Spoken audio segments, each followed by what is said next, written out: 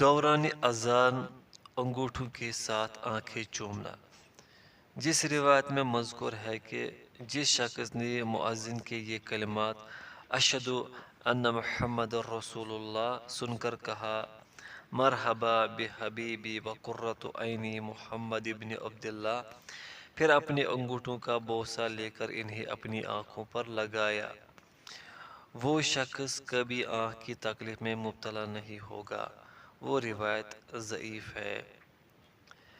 امام سخاوی رحمۃ اللہ اس حدیث کو نقل کرنے کے بعد رقم تراز ہے کہ اس سب میں سے کچھ بھی مرفوع ثابت نہیں ہے۔ معلوم ہوا کہ ایسا کوئی عمل شریعت سے ثابت نہیں ہے، اس لیے یہ بدعت ہے اور اسے اختیار نہیں کرنا چاہیے۔ کیا مؤذن اذان و اقامت کے بعد خود ہی جماعت بھی کروا سکتا ہے؟ مؤذن کے لیے ایسا کرنا جائز ہے۔ فتویٰ اسلامیہ۔ پیدائش کے وقت بچے کے کان میں اذان و اقامت کہنا۔ اقامت کہنا تو بالکل ثابت نہیں ہے، کیونکہ جس حدیث میں اس کا ذکر ہے وہ قابل حجت نہیں ہے، جیسے کہ حضرت حسین بن علی رضی اللہ عنہ سے مروی ہے کہ نبی صلی اللہ علیہ وسلم نے فرمایا جس کے ہاں کوئی بچہ پیدا ہو اور وہ اس کے دائیں کان میں اذان اور بائیں میں اقامت کہے تو اسے امی صبیان کی بیماری نقصان نہیں پہنچائے گی۔ یہ روایت موضوع ہے۔ اس سلسلے میں حضرت عمر بن عبدالعزیز رحمۃ اللہ کی روایت بھی مستند نہیں ہے۔ علاوہ ازیں اذان کہنے کے متعلق روایت بھی ضعیف ہے۔ اس کی سند میں عاصم بن عبید اللہ راوی کی صحت میں اختلاف ہے۔ البتہ دیگر شواہد کی بنا پر یہ حدیث حسن درجے تک پہنچ جاتی ہے۔ حضرت ابو رافع رضی اللہ عنہ سے مروی ہے کہ میں نے رسول اللہ صلی اللہ علیہ وسلم کو دیکھا کہ جس وقت حضرت فاطمہ رضی اللہ عنہ نے حضرت حسین بن علی رضی اللہ عنہ کو جنا تو آپ صلی اللہ علیہ وسلم نے ان کے کان میں نماز کے لیے کہی جانے والی اذان کی طرح اذان کہی۔ یہ روایت حسن ہے، بلکہ شیخ البانی رحمۃ اللہ نے اس سے رجوع کیا کہ کہا کہ یہ روایت ضعیف ہے۔ عبد الرحمن مبارک پوری رحمۃ اللہ فرماتے یہ حدیث ضعیف ہے، لیکن حضرت حسین بن علی رضی اللہ عنہ کی اس روایت سے کہ جسے امام ابو یعلا موصلی رحمۃ اللہ اور امام ابن سینا رحمۃ اللہ نے روایت کیا ہے مضبوط و قوی ہو جاتی ہے۔ ترمذی رحمۃ اللہ فرماتے یہ حدیث حسن صحیح ہے اور اسی پر عمل ہے۔ امت کا متواتر و متوارث عمل بھی اسے قابل احتجاج بنا دیتا ہے۔ ابن قیم رحمۃ اللہ فرماتے ہیں انہوں نے اپنی کتاب زاد المعاد میں حضرت ابو رافع رضی اللہ عنہ کی حدیث نقل فرمائی ہے۔ واضح رہے کہ اس اذان کا کوئی وقت مقرر نہیں ہے، جب بھی مسلمان اس پر قادر ہو اذان کہہ دے۔ جمعہ کی دو اذانیں ثابت نہیں ہے، اس کا مفصل بیان آئندہ باب صلاۃ الجمعہ میں آئے گا۔ باب نماز کی شرائط کا بیان۔ لغوی وضاحت لفظ شروط شرط کی جمع ہے، جس کا معنی کسی چیز کو لازم کر لینا ہے۔ اصطلاحی تعریف جس کی نفی سے حکم کی نفی لازم ہو جبکہ اس کے وجود سے حکم کا وجود لازم نہ ہو، مثلا نماز کے لیے وضو۔ یاد رہے کہ کسی چیز کا شرط ہونا اس وقت تک ثابت نہیں ہوتا جب تک کہ کوئی ایسی دلیل نہ مل جائے جو اس کی نفی سے مشروط کی نفی پر دلالت کرتی ہو۔ نمازی کے کپڑے نجاست سے پاک ہونے چاہیے۔ ارشاد باری تعالیٰ ہے کہ اپنے کپڑوں کو پاک رکھا کرو اور ناپاکی کو چھوڑ دو۔ سورۃ المدثر آیت نمبر 4-5۔ حضرت معاویہ رضی اللہ عنہ سے مروی ہے کہ میں نے حضرت ام حبیبہ رضی اللہ عنہ سے کہا کیا نبی صلی اللہ علیہ وسلم اس کپڑے میں نماز پڑھ لیتے تھے جس میں مباشرت کرتے تھے؟ تو انہوں نے کہا ہاں، جب اس میں گندگی نہ ہوتی۔ اس کا واضح مفہوم یہ ہے کہ اگر گندگی ہوتی تو ان میں نماز نہ پڑھتے۔ یہ روایت صحیح ہے ابو داؤد۔ حضرت جابر سے مروی ہے کہ میں نے ایک آدمی کو رسول اللہ صلی اللہ علیہ وسلم سے یہ سوال کرتے ہوئے سنا کہ کیا میں اس کمرے میں نماز پڑھ لوں جس میں اپنی بیوی سے جمع کرتا ہوں؟ تو آپ صلی اللہ علیہ وسلم نے فرمایا ہاں، اللہ کہ اگر تو اس میں کوئی چیز یعنی گندگی دیکھے تو اسے دھو لے۔ یہ روایت صحیح ہے ابن ماجہ۔ ان دلائل سے معلوم ہوا کہ نماز پڑھنے والے کا لباس پاک ہونا واجب ہے۔ جو شخص ایسی حالت میں نماز پڑھ لے کہ اس کے کپڑوں کو نجاست لگی ہو تو وہ واجب کا تارک ہوگا، لیکن اس کی نماز باطل نہیں ہوگی جیسے کہ شرط کے فقدان سے ہوتا ہے، کیونکہ یہ واجب ہے، شرط نہیں۔ جیسا کہ ایک حدیث سے یہ ثابت ہے کہ نبی صلی اللہ علیہ وسلم نے نجاست لگی جوتیوں سمیت نماز ادا کر لی، پھر علم ہونے پر دوبارہ نماز نہ پڑھی۔ کیا لا علمی سے نجاست لگے کپڑوں میں پڑی ہوئی نماز ہو جائے گی؟ اس مسئلے میں فقہاء نے اختلاف کیا ہے۔ احمد، شافعی، ابو حنیفہ رحمہ اللہ فرماتے ہیں ایسے شخص کی نماز باطل ہو جائے گی۔ مالک رحمۃ اللہ فرماتے ہیں اگر بھول کر یا علم نہ ہونے سے ایسا کرے تو نماز ہو جائے گی۔ راجہ، جب کوئی شخص نماز سے فارغ ہو اور اپنے کپڑے یا بدن پر نجاست دیکھے کہ جس کا اسے علم نہیں تھا تو اس کی نماز صحیح ہے اور اس پر دوبارہ نماز پڑھنا ضروری نہیں۔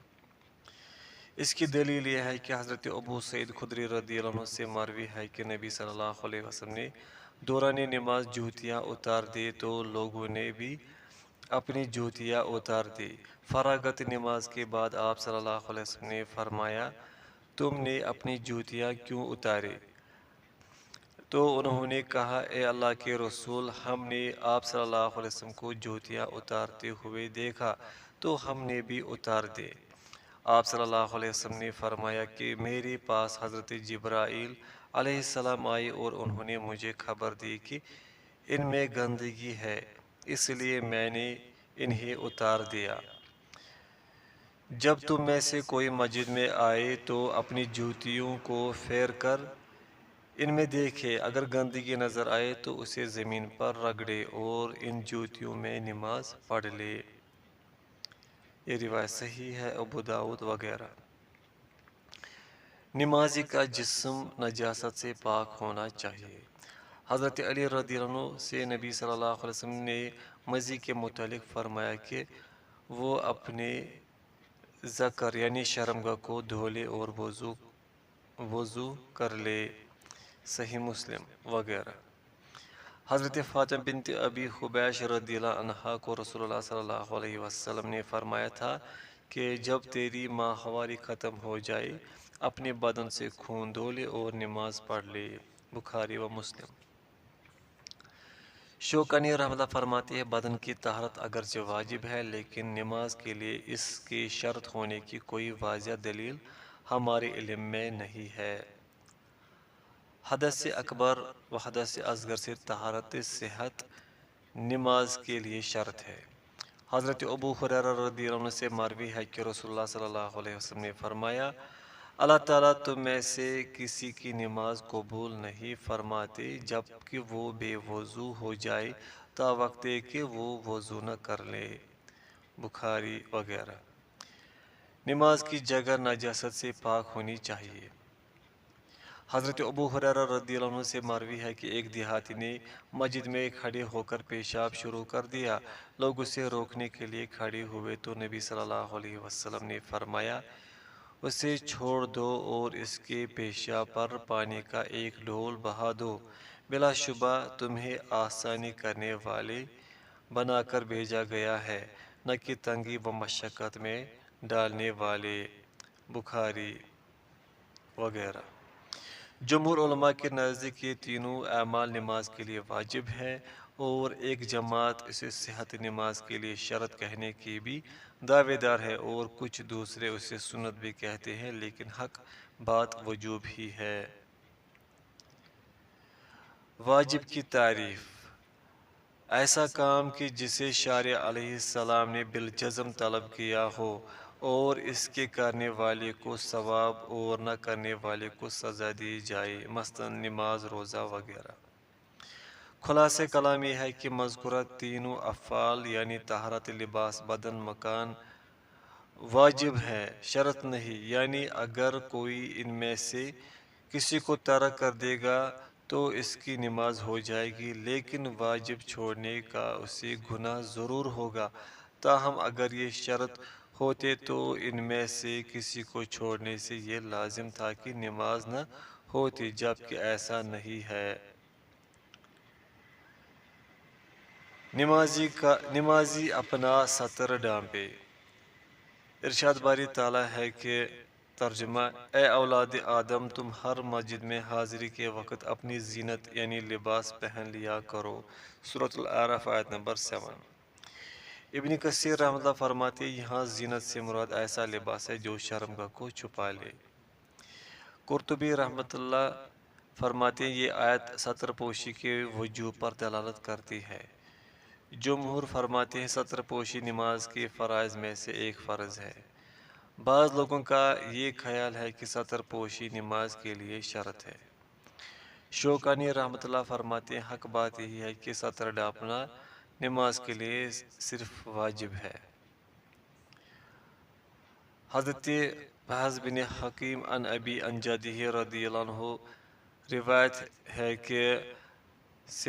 ہے کہ رسول اللہ صلی اللہ علیہ وسلم نے فرمایا اپنی بیوی اور لونڈی کے سوا ہر ایک سے اپنے سطر کی حفاظت کرو۔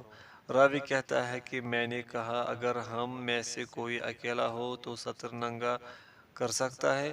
آپ صلی اللہ علیہ وسلم نے فرمایا اللہ تعالیٰ زیادہ مستحق ہے کہ ان سے حیا کی جائے۔ یہ روایت حسن ہے، احمد وغیرہ۔ تمام اوقات میں سطر پوشی واجب ہے سوائے قضائے حاجت، اپنی بیوی سے مباشرت اور غسل کے وقت کی، اور تمام اشخاص سے واجب ہے سوائے بیوی اور لونڈی کے، اور بوقت ضرورت سوائے طبیب وغیرہ کے۔ مرد کا سطر ناف اور گھٹنے کا درمیان حصہ ہے، جیسے کہ دلائل حسب ذیل ہے۔ حدیث نبوی ہے کہ ناف اور گھٹنے کے درمیان جو کچھ ہے سطر ہے۔ یہ روایت حسن ہے، ارواء الغلیل۔ ایک روایت میں ہے کہ رسول اللہ صلی اللہ علیہ وسلم نے فرمایا ران سطر ہے۔ یہ روایت صحیح ہے، ابو داود وغیرہ۔ حضرت علی رضی اللہ عنہ سے مروی ہے کہ رسول اللہ صلی اللہ علیہ وسلم نے فرمایا اپنی ران کو ظاہر مت کرو اور کسی کی ران مت دیکھو خواہ وہ زندہ ہو یا مردہ ہو۔ یہ روایت ضعیف ہے، ابو داود وغیرہ۔ رسول اللہ صلی اللہ علیہ وسلم نے حضرت عمر رضی اللہ عنہ کو رانیں ننگی کیے ہوئے دیکھا تو فرمایا اے معمر اپنی رانوں کو ڈھانپ لو کیونکہ رانیں سطر میں شامل ہے۔ یہ روایت بھی ضعیف ہے۔ سطر کے مسئلے میں فقہاء نے اختلاف کیا ہے۔ شافعی، ابو حنیفہ رحمہ اللہ فرماتے ہیں ران سطر میں شامل ہے۔ مالک، احمد اہل ظاہر رحمہ اللہ فرماتے ہیں صرف قبل اور دبر ہی سطر ہے، یعنی آگے والی شرمگاہ اور پیچھے والی شرمگاہ۔ راجہ ران سطر میں شامل ہے، جیسے کہ حدیث میں ہے کہ ران سطر ہے۔ ابن حجر رحمۃ اللہ فرماتے ہیں حدیث لا تبرز فخذ کا کے متعلق رقم تراز ہے کہ یہ حدیث دلالت کرتی ہے کہ ران سطر میں شامل ہے۔ نووی رحمۃ اللہ فرماتے ہیں اکثر علماء کا یہی موقف ہے کہ ران سطر میں شامل ہے۔ شوکانی رحمۃ اللہ فرماتے ہیں حق بات یہ ہے کہ ران سطر میں شامل ہے۔ البانی رحمۃ اللہ فرماتے ہیں ران سطر ہے۔ جن احادیث میں ذکر ہے کہ نبی صلی اللہ علیہ وسلم نے اپنی ران ظاہر کی مثلا خیبر کے دن، اور اسی طرح حضرت ابوبکر و عمر رضی اللہ عنہما کے سامنے اپنے گھر میں، لیکن جب حضرت عثمان رضی اللہ عنہ داخل ہوئے تو آپ صلی اللہ علیہ وسلم نے کپڑے سے ران کو ڈھانپ لیا۔ وہ تمام احادیث گزشتہ مسئلے کے مخالف نہیں ہے، کیونکہ اصول میں یہ بات مسلم ہے کہ ان القول ارجح من الفعل، بلا شبہ قول فعل سے زیادہ راجح ہے، اور یہ فعل رسول اللہ صلی اللہ علیہ وسلم کے ساتھ خاص تھا۔ ناف اور گھٹنے خود سطر میں شامل نہیں، کیونکہ جن احادیث سے ان کے سطر ہونے پر استدلال کیا جاتا ہے یا تو وہ ضعیف ہیں یا غیر واضح۔ البتہ یہ حدیث ان کے سطر نہ ہونے کی دلیل ہے۔ ناف اور گھٹنے کے درمیان جو کچھ ہے سطر ہے۔ ارواء الغلیل۔ جس روایت میں ہے کہ گھٹنا سطر کا حصہ ہے وہ ضعیف ہے، کیونکہ اس کی سند میں نضر بن منصور فزاری کوفی راوی کمزور ہے۔ امام بخاری رحمۃ اللہ نے اسے منکر الحدیث اور امام نسائی رحمۃ اللہ نے اسے ضعیف کہا ہے۔ دیگر مسائل کی طرح فقہا نے اس مسئلے میں بھی اختلاف کیا ہے۔ راجہ گھٹنے سطر میں شامل نہیں ہے۔ شوکانی رحمۃ اللہ فرماتے یہی راجہ ہے۔ البانی رحمۃ اللہ فرماتے گھٹنوں کے سطر ہونے کے دلائل میں کچھ بھی صحیح نہیں ہے۔ آزاد عورت اور لونڈی کا سطر۔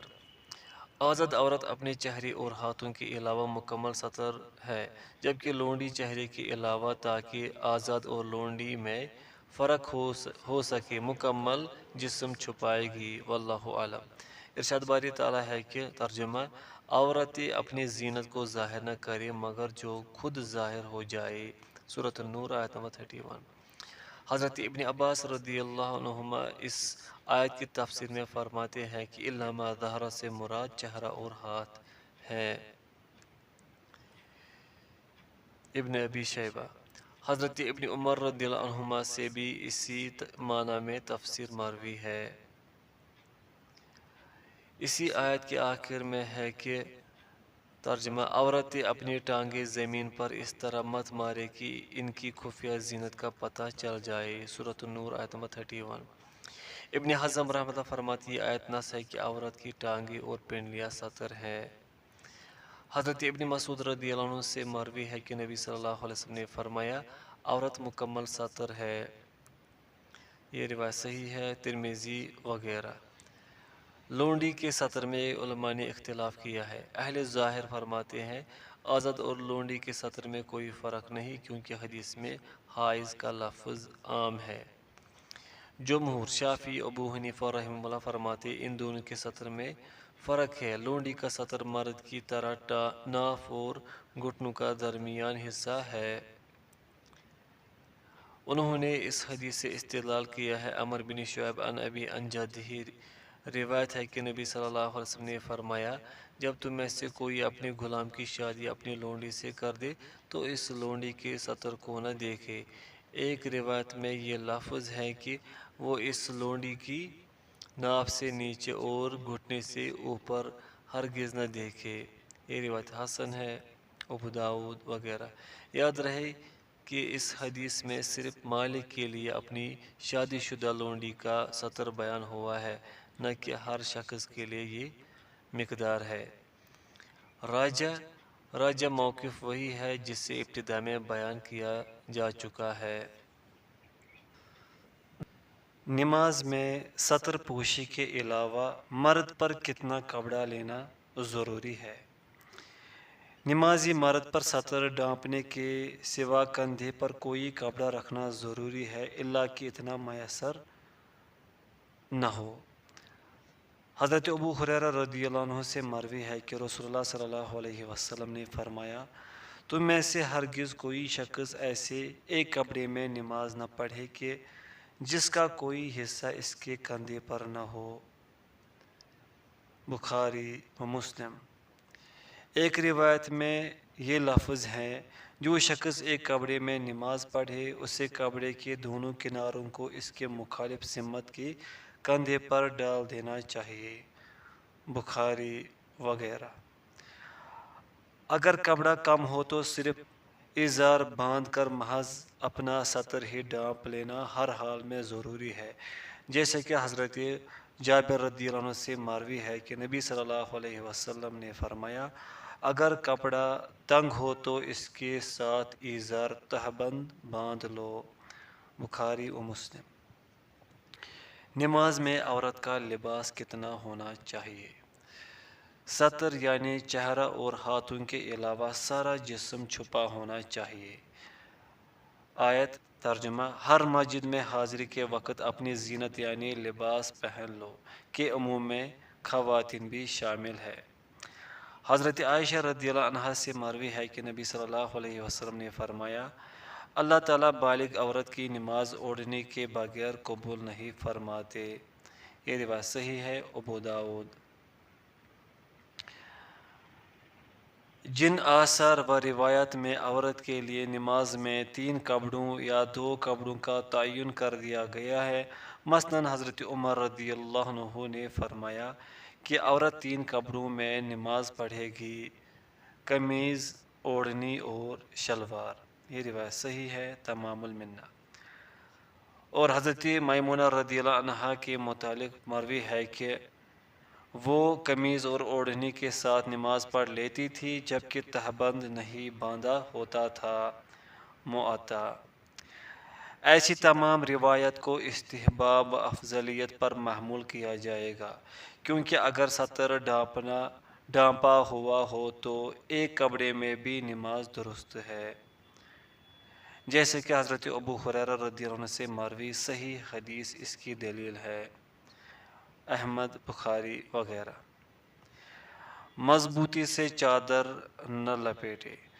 حضرت ابو ہریرہ رضی اللہ عنہ سے مروی ہے کہ نبی صلی اللہ علیہ وسلم نے منع فرمایا ہے کہ کوئی مضبوطی سے چادر لپیٹے، بخاری مسلم۔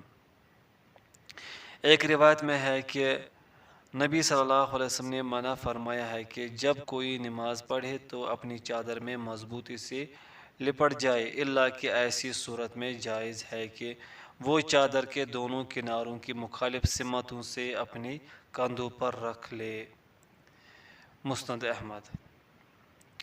حضرت ابو سعید خدری رضی اللہ عنہ سے مروی حدیث میں ہے کہ سما کی صورت یہ ہے کہ اپنا کپڑا یعنی ایک چادر اپنے ایک کندھے پر اس طرح ڈال لی جائے کہ ایک کنارے سے شرمگاہ کھل جائے اور کوئی دوسرا کپڑا وہاں نہ ہو، بخاری وغیرہ۔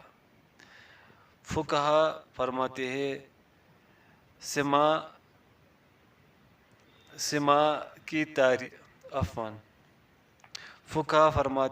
کی تعریف وہی ہے جو حضرت ابو سعید رضی اللہ عنہ کی حدیث میں ہے۔ اہل لغت فرماتے ہیں کوئی شخص ایک کپڑے کو اپنے جسم پر اس طرح لپیٹ لے کہ نہ تو وہ اس سے کسی جانب کو بلند کرتا ہو اور نہ ہی اتنی جگہ باقی ہو کہ اس سے اس کا ہاتھ نکل سکے۔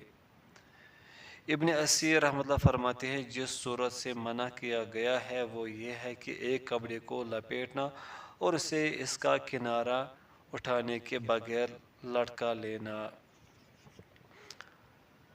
صدل نہ کرے۔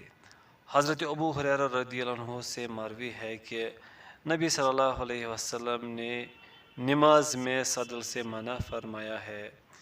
منع کیا ہے، یہ روایت حسن ہے، ابو داؤد وغیرہ۔ ابو عبیدہ رحمۃ اللہ فرماتے ہیں صدل یہ ہے کہ آدمی اپنے کپڑے کے دونوں کناروں کو اپنے سامنے ملائے بغیر لٹکا لے، اور اگر وہ انہیں ملا لے تو یہ صدل نہیں ہے۔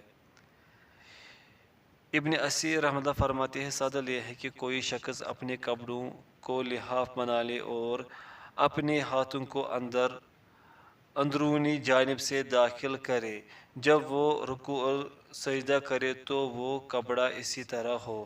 اور یہ بھی کہا گیا ہے کہ صدل یہ ہے کہ کوئی شخص ازار کا درمیانی حصہ اپنے سر پر رکھ کر اس کے دونوں کناروں کو اپنے کندھوں پر رکھے بغیر دائیں اور بائیں جانب چھوڑ دے۔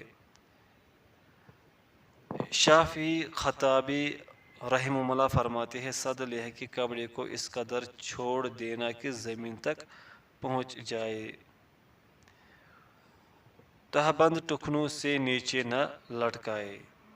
حضرت ابو ہریرہ رضی اللہ عنہ سے مروی ہے کہ نبی صلی اللہ علیہ وسلم نے فرمایا اللہ تعالیٰ ایسے شخص کی طرف نظر رحمت نہیں فرمائیں گے جس نے تکبر سے اپنی چادر کو لٹکایا۔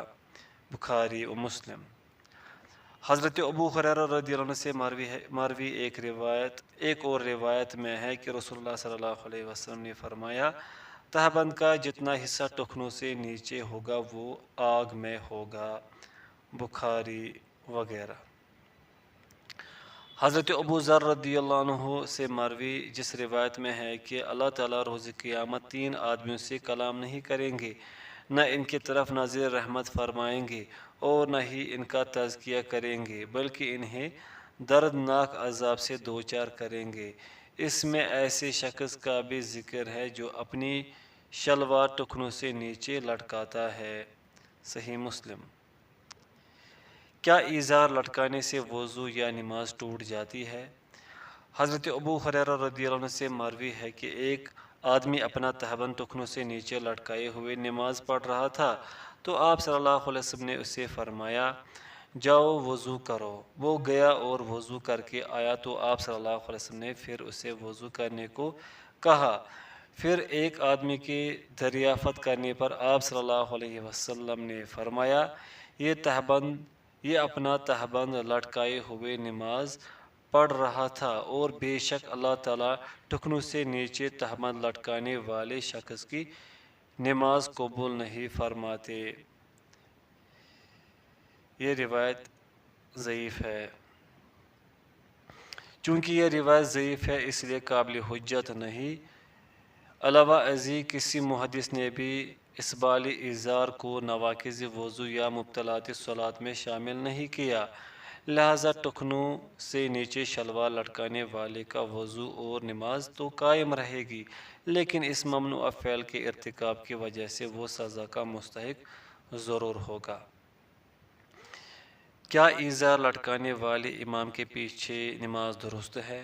ابن باز رحمۃ اللہ فرماتے ہیں علماء کے 2 اقوال میں سے زیادہ صحیح یہی ہے کہ ازار لٹکانے والے شخص اور اس طرح کے دیگر نافرمانوں کے پیچھے نماز درست ہے، لیکن مسئولین کو چاہیے کہ ایسے لوگوں کو امام بنانے سے احتراز کرے۔ اپنے بالوں یا کپڑوں کو نہ سمیٹے۔